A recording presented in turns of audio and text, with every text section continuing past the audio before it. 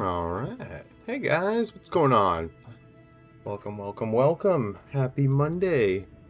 Please let me know if I'm coming in clear. You know the regular sound check. The tech checks that I don't know how to do.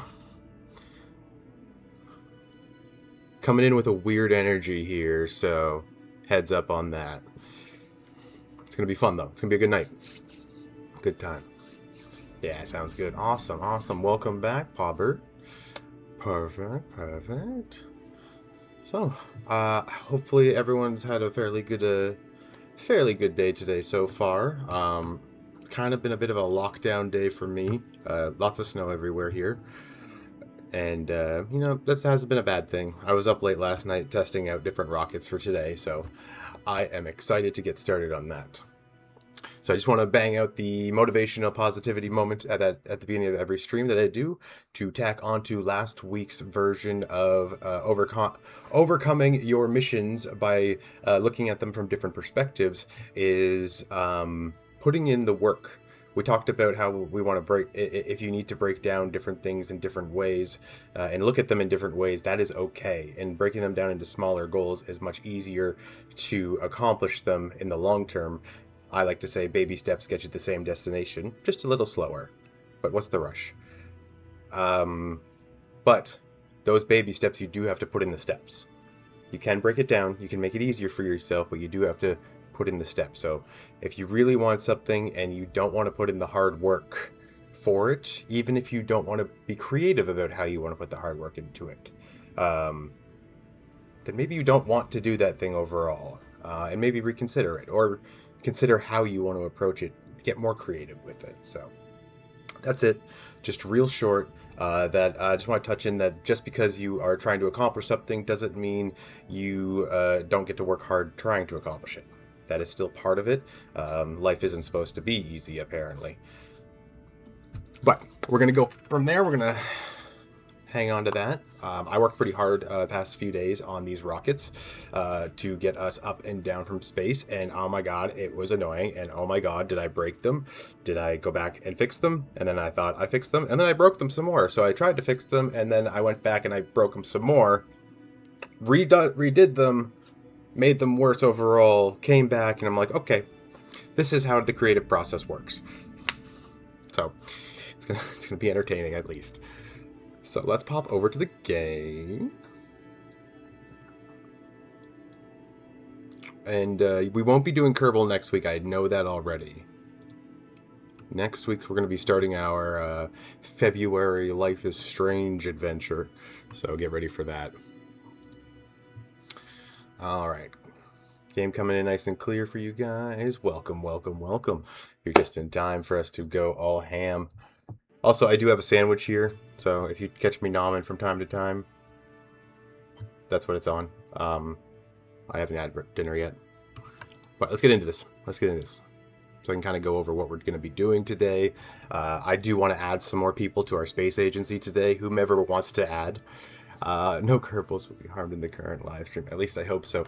That is not a guarantee, but that is the goal. That is the goal.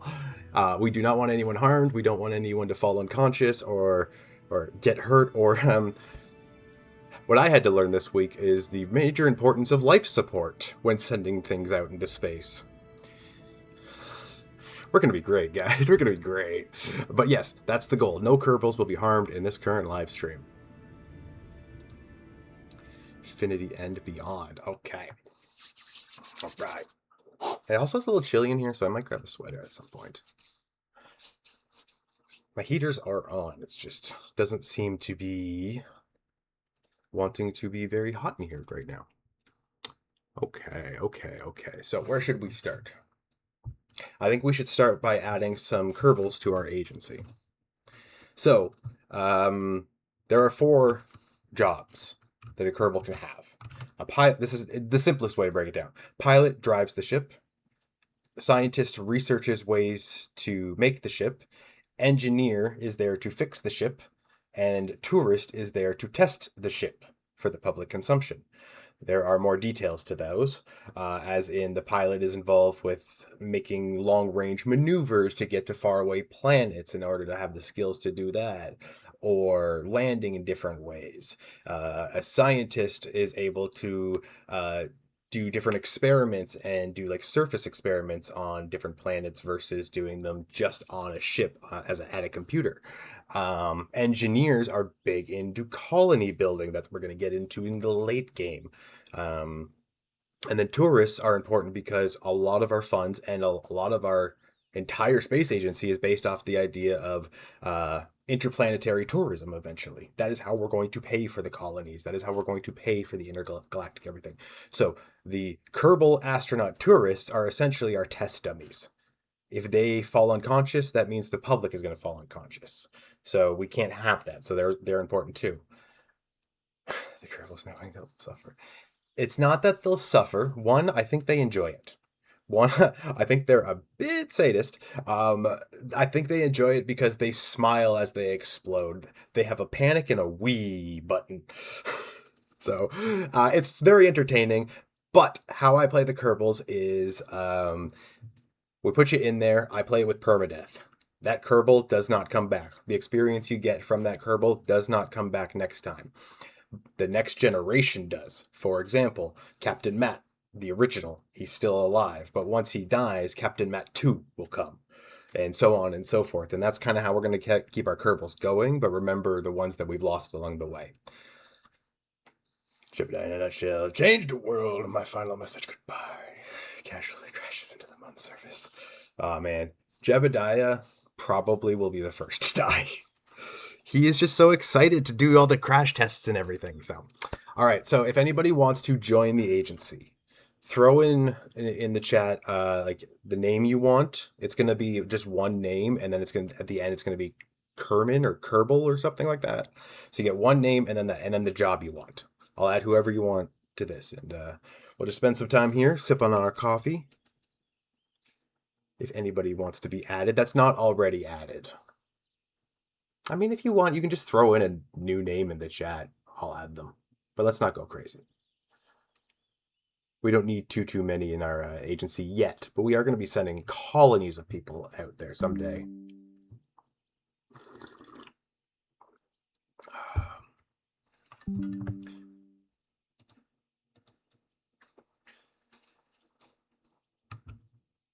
Let's see who we have already in the lineup while we wait for everyone to submit a name if they want to. All right, so we have Jebediah Kerman, of course, the OG, our crash test dummy, our leader of sorts. We got Bill Kerman, our programmed default engineer. I wouldn't consider him our lead engineer, but he's one of the most veteran ones. Bob Kerman, again, veteran scientist. Valentina, the first female Kerman, I believe, that was added to the game, so she's fun. Also is going to be basically our secondary default in case Jebediah does ever go down and we need to replace him in the meantime. That's where Valentina comes in. Captain Matt Kerman. We got lead engineer Malcolm Kerman. We got lead tourist test dummy Nate Kerman. Lead scientist Alan Kerman. Engineer, secondary lead Dove Kerman. And our first to sign up for public transportation, which we are going to do at some point in this stream, Hudfield Kerman. We have warned him that we are not ready for public testing, but he's very adamant about it, and he's very courageous and stupid. So we're going to see how that goes. We can go ahead and hire someone. I like T-Wig. T-Wig's a fun name.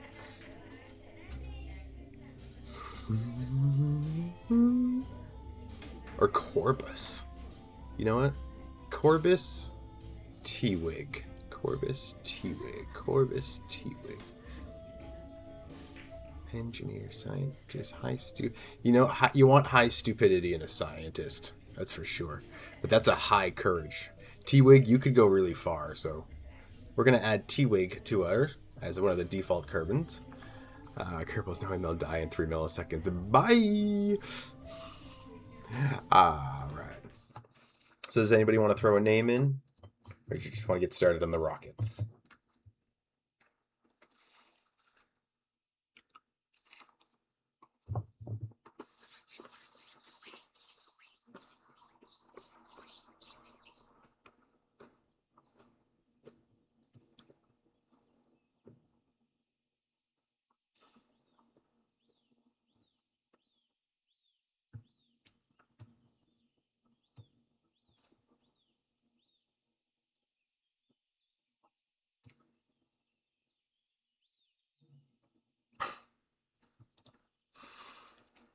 Nah.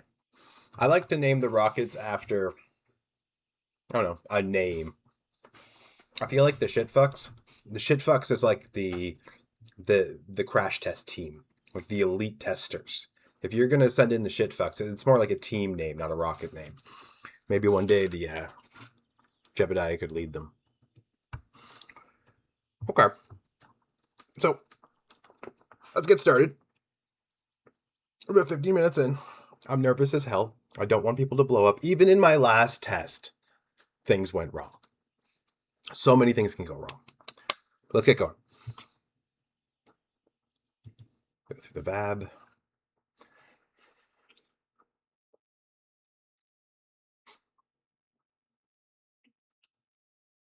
Now, does anyone that's watching currently or in the chat, has anyone played Kerbal Space Program to the point of landing on the moon, or even played it at all?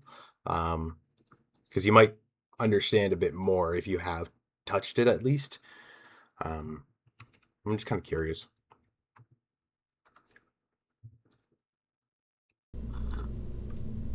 All right.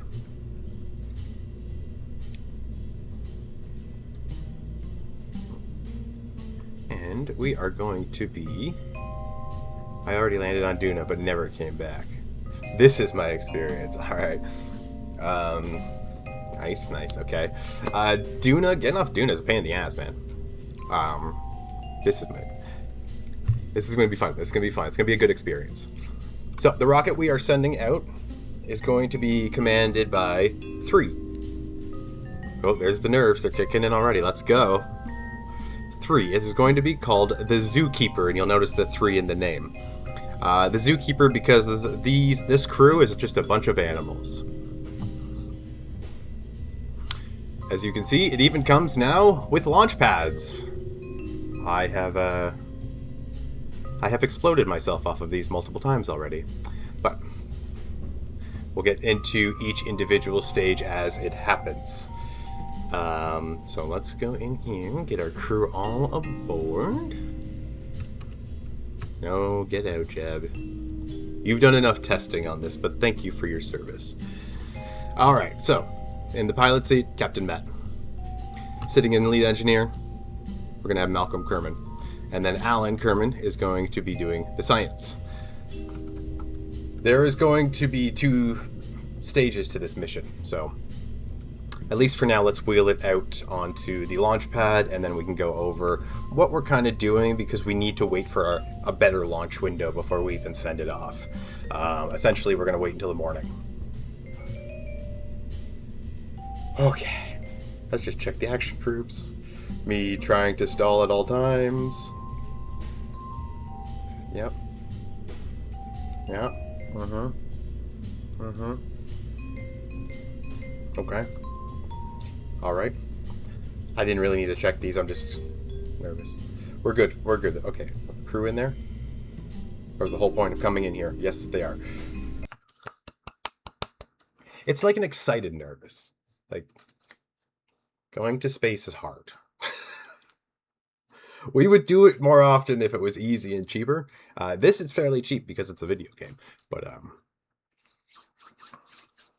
don't want people to die, and I don't like to revert the saves, especially since I put a lot of preparation into this. The Death Express, where you are most likely...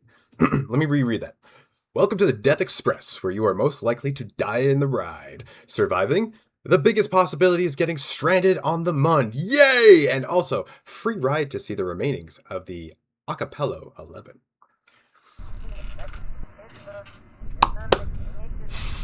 Okay, here we go.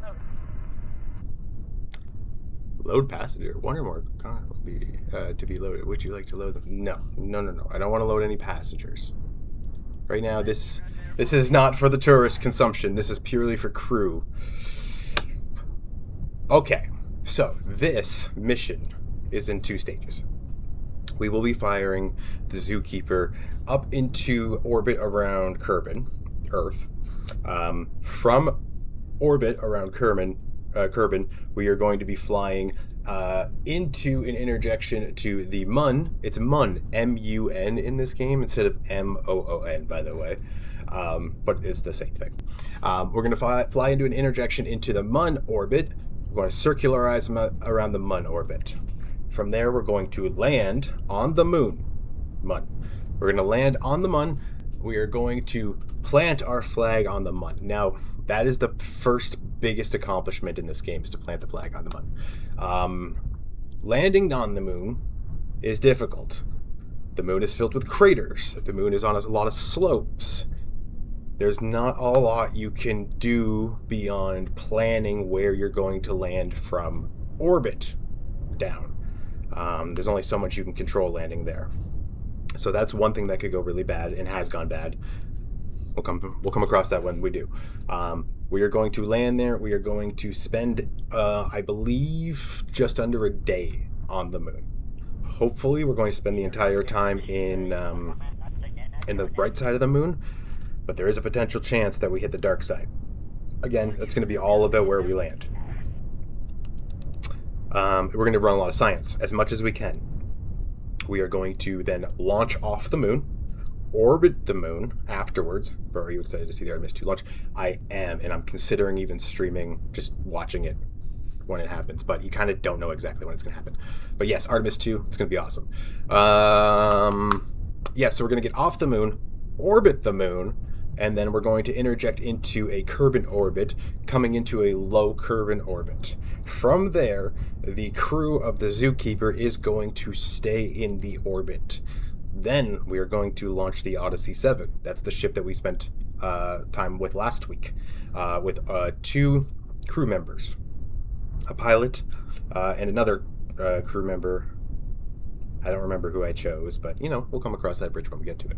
And maybe Hutfield Kerbin to do his Tourist Express.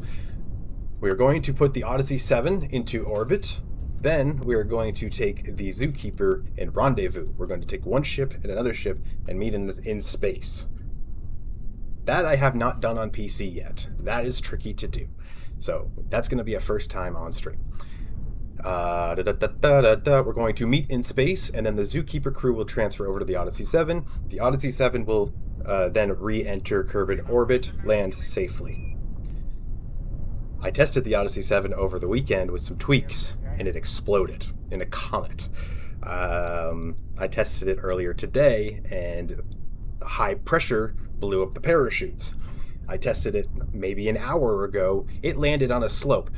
Things are going wrong with the Odyssey 7, but I don't have time to prototype another ship before this mission, so we're going to go with it.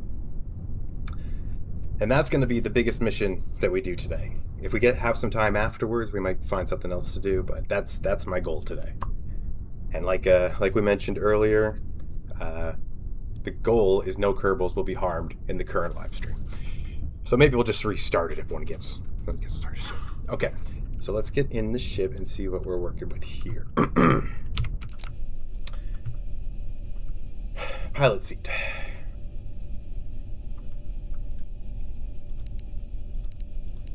Make sure we got some lights going on. Okay, yeah, so this is going to take a little bit of time. I just got to set up all the screens and all that, and then I'm going to do a quick tour of the ship from the inside. And then we are going to basically fast travel to the morning, where we are going to prep the last stages of launch, and we are going to take off. Because, like I said, I do not like to revert. If we die, we die. We want to be as prepared as possible, so we're going to take our time getting this ready. All right, so it's going to take a few minutes. This one.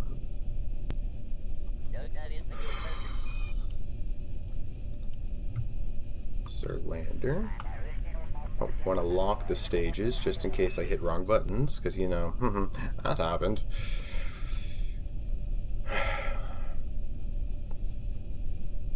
Okay. Set the altitude. You know what? I actually might want to put my glasses on for this, just because there's a lot of things to read here. Oh, wow, that comes in much clearer.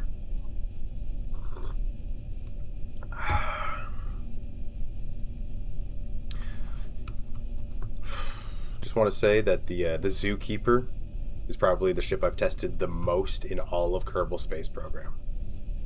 crazy. There's just so much to this now. Okay, no, we're going with the crew on there. All right, so we got Matt Kerman, Malcolm Kerman, Alan Kerman. We have a we meter and a panic meter. You can even see our skewed percentages here of yeah. Okay.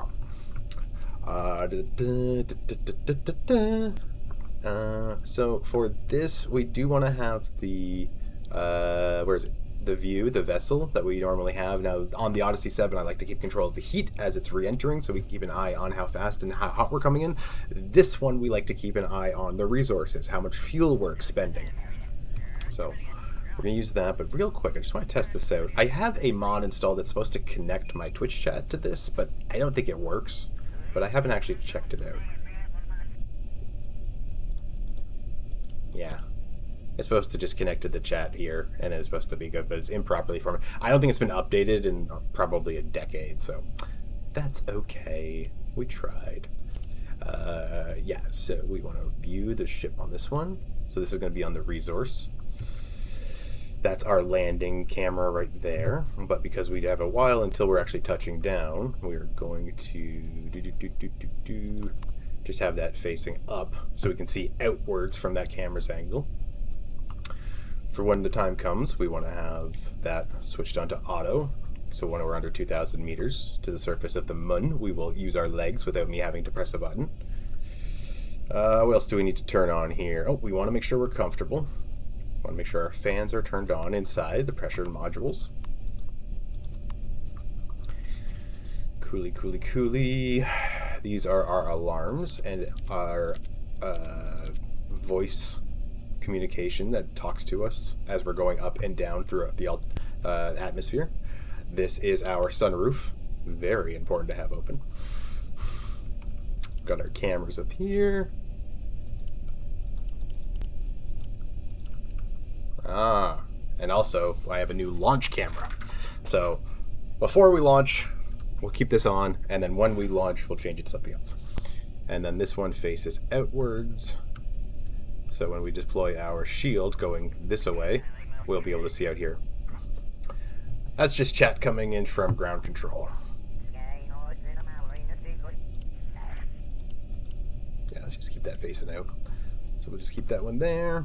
So we got that set up, that set up, that set up. We got our timers here. There's two of them.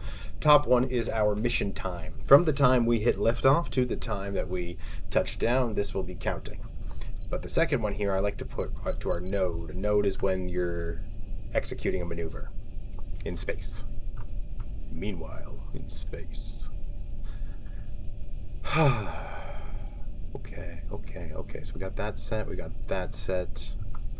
All those are turned on. Gimbal's fine. We don't need to change that. We got that. We got the locked stage. Looks like we're all set. Now,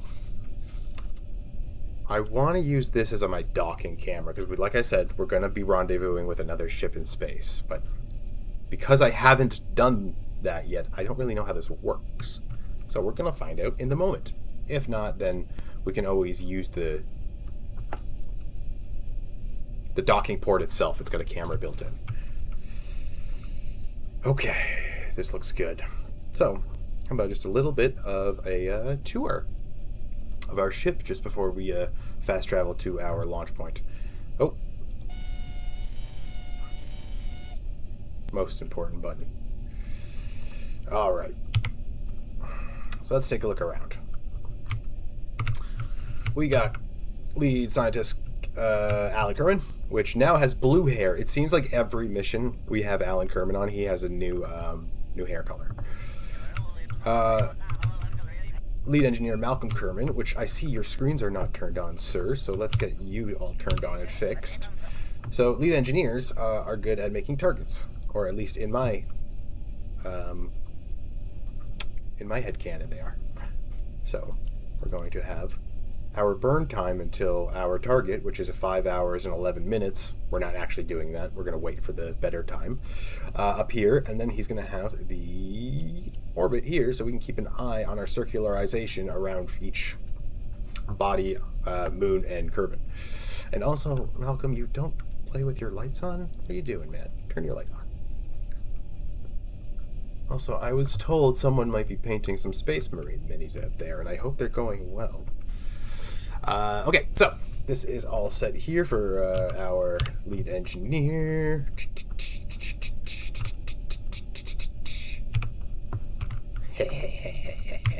Perfect.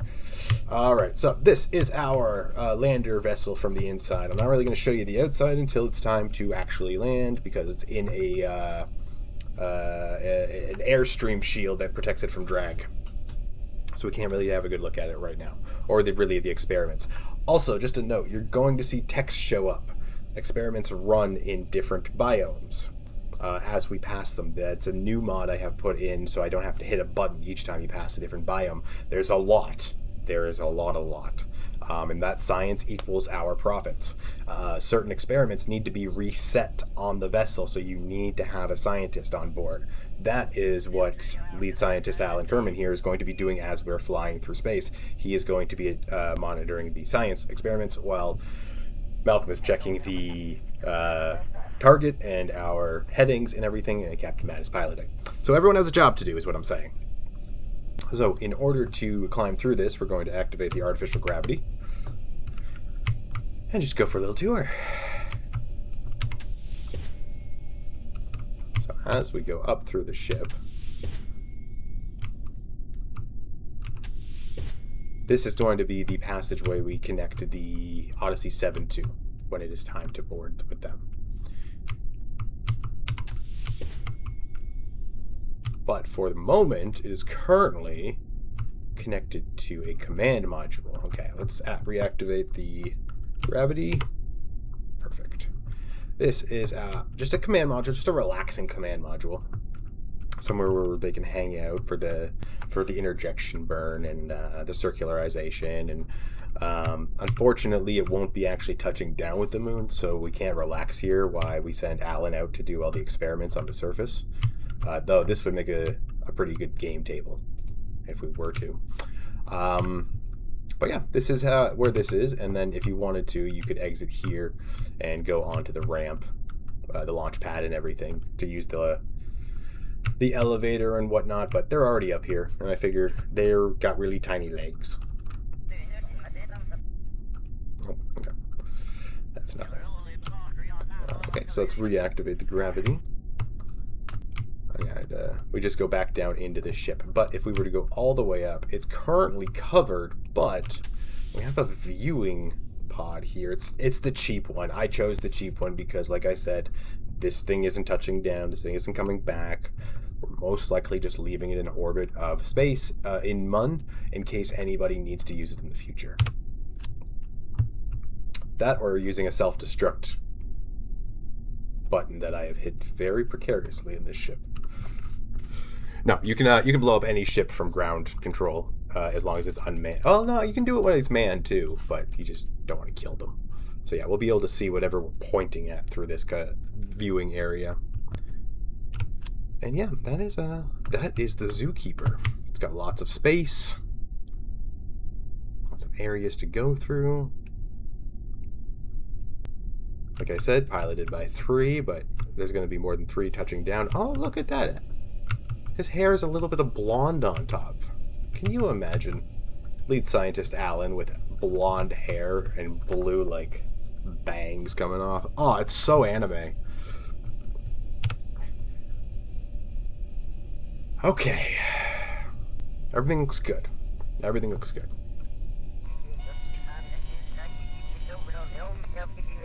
Gentlemen, how are we feeling? I think we're feeling good. I think his hair the wrong way. Yeah, he dyed it in reverse. Okay. We got food. We got all these little pamphlets lying around, but I don't think they actually do anything. They're just kind of fun props to throw around. This orange thing here is a recovery controller, so if we were to touch down, we can activate that and be like, please send help and come pick us up. So what I'm going to do is we're going to Once again, flight control. There is a computer on board, so that means flight control has access to it as well. This is just kind of like a different view of the ship, and then you can access all these screens. You will see me just cycle through this sometimes. We don't use this unless it's just a probe. I'd rather just use the cockpit inside. So yeah, this is what we're looking at. This is the Zookeeper, fully loaded. All right, so what we're going to do is we are going to warp into the next sunrise. It's going to increase by 2 hours or so, and it's going to get us closer to a better injection window. The less time and space, the less life support we're using, the better chances we live. We have 4 days worth of life support on this thing. We are spending almost a full day on the moon. 1 day I'm predicting to get there, 1 day to get back. Whew, we're getting close, baby. All right, so just so I don't have to go through all that process again, I am going to be dropping a save here.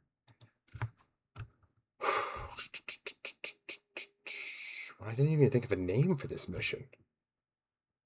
Mission to Mun? Zookeeper to Mun? Zookeeper to Mun to Odyssey? ZMO? Thoughts? Suggestions? We have a moment here. I'm going to take a sip of coffee.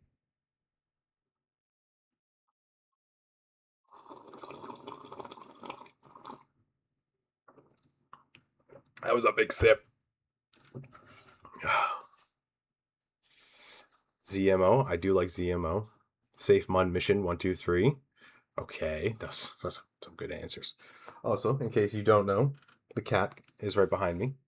She's sleeping.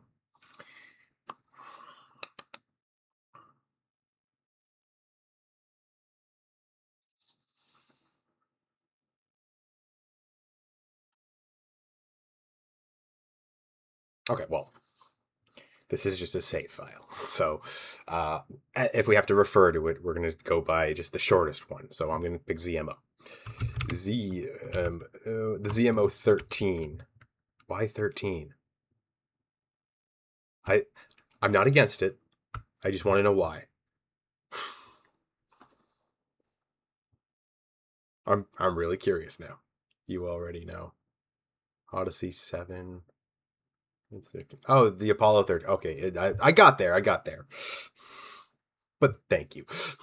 Okay, we're going to take it. ZMO 13. I know my spacecrafts. ZMO 13 launch. I feel dumb. All right. Saving there. Final checks. Right. Okay, so let's take a look on the inside. We are switching over from lead engineer to Captain Matt Kerman. We have our camera set to our launch window from the exterior. We have our camera that is facing directly outside here, this window. It's basically where this control cabinet is, but just facing out. Okay, so are we locked in? We are locked. So let's set the software.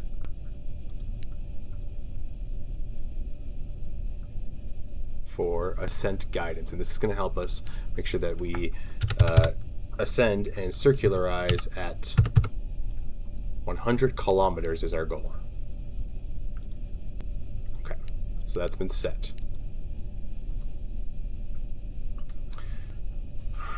I'm trying to think if there's anything else. What's our injection time?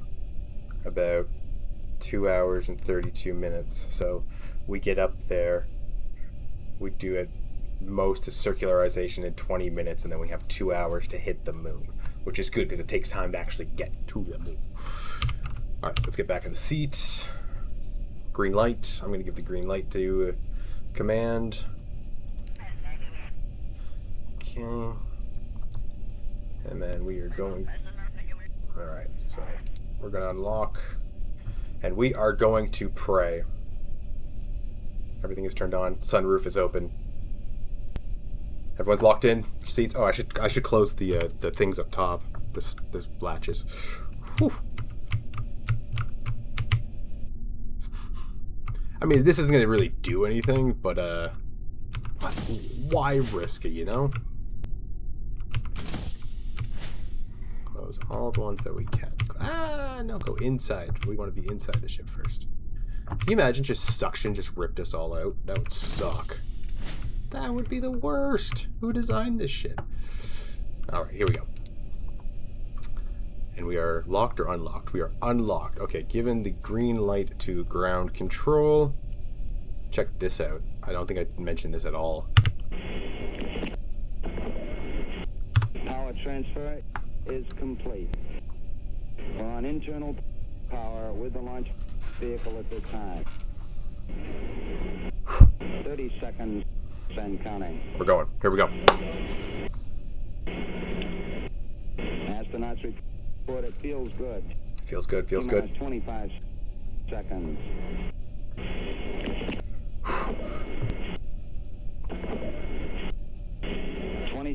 Seconds and counting. All the second stage tanks now pressurized. I think we're good. I think we're good. Guidance is internal. 12, 11, 10, 9. Ignition sequence start. Please don't blow up. 6, 5. That's not what you want to hear from your captain, but still.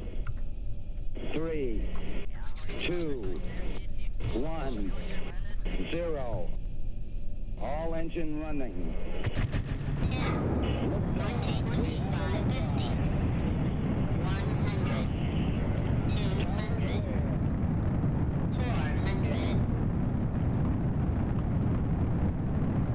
400,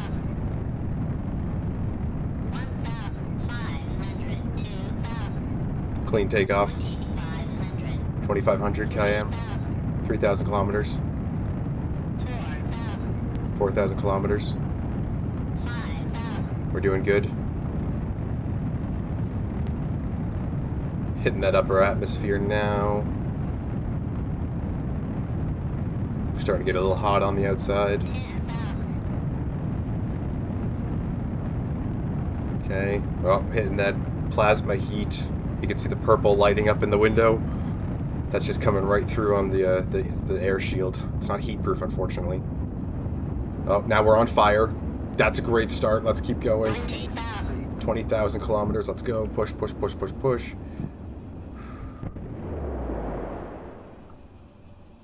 We good? Are we good? Are we hitting our target? We didn't explode. We had a big panic spike, though. Alright, let's get the HUD back in here. Okay, our apoapsis height, our highest point of everything, is 100 kilometers. That is where we want to be. Okay, we're going to drift up there, and we're going to burn horizontally at the apoapsis to be the 100 kilometers. Now it won't be perfect, but if this goes underneath, oh, you see the science just went off there too.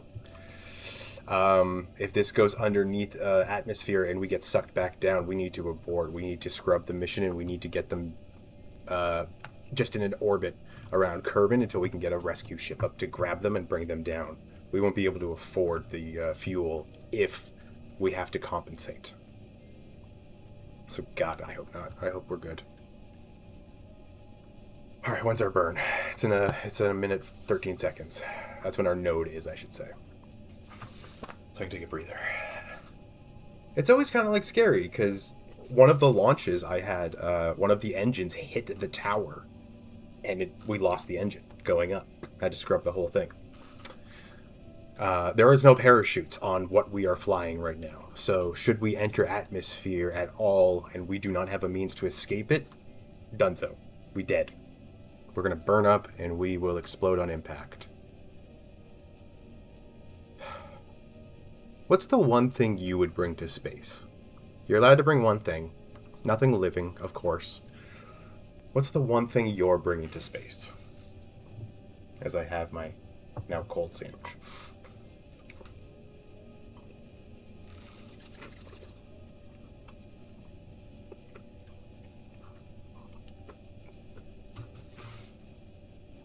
A family photo.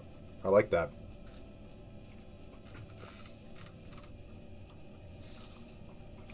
Alright, we're coming up on our burn soon.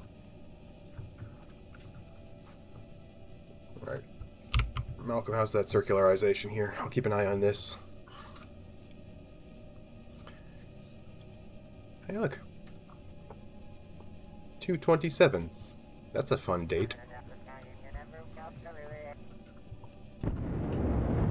Oh. High G-forces. We need to get rid of that bigger engine. Separating stage soon. Separated. We have ditched our bottom stages, and now we are just flying through. And we have also ditched the air shield, so now we are just circularizing above the planet. Let's take a look at that circularization. Good stuff. It's not the best book I've ever read. This one. Flint and Drake's, you know, bleak approach. I had it. Huh. Do you recommend that book, just in general? Even if it's not going to space? I might write that one down once I get a free hand. Come on. Come on.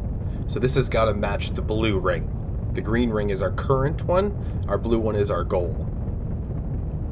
We have plenty of fuel right now. By the looks of it, everything is fine about our rocket. We'll take a detailed look at it from the outside once we are circularized. I do recommend it, but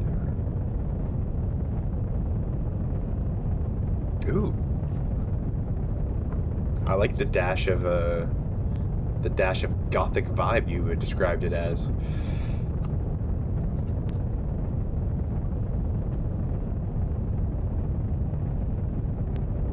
Oblique approach. Thank you. Okay, we're almost done the circularization. And coming to the end here. Thrust coming down. And 1% thrust. We're going to cut that thrust to 0. And our nodes are all yawns, which means we are in a circularized orbit over Kerbal. That's the first part of this mission done. Yay! Also, we had a huge spike in Wii, so Wii! Okay, next part of the mission. Setting the maneuvers to interject into the moon's orbit. Let's do it. Oh, I'm gonna need that HUD back. So what I like to do is just headcanon to have an engineer or whoever's sitting in that other chair doing this.